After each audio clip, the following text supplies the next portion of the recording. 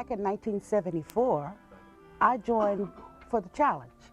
There weren't a lot of women in the military at that time, and there certainly weren't any black ones. When I found out I was the first black female to enlist in the Minnesota National Guard, was at basic training when some photographers showed up and started following me around with a camera.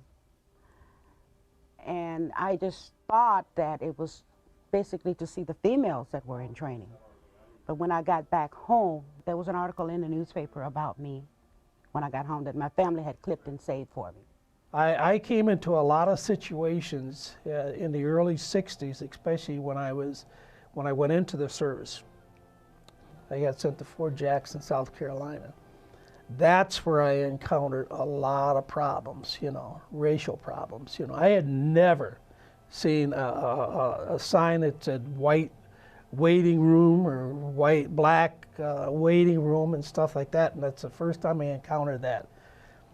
Well, Black History Month is very important to me because it's a part of our history that's part of everyone's history.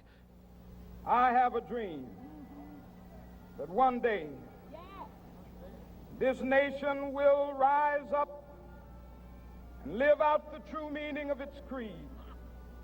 We hold these truths to be self-evident, that all men are created equal.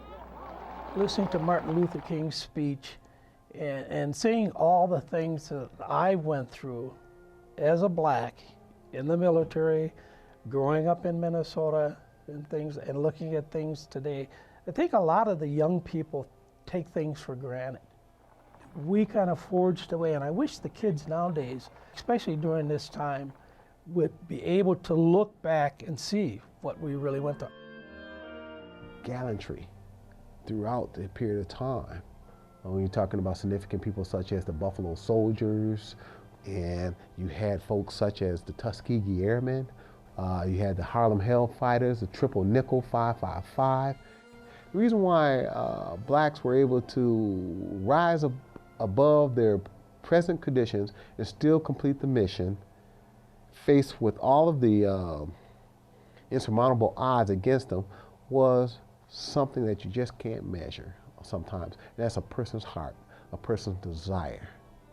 And I think when Martin Luther King gave his speech, this is what he was talking about.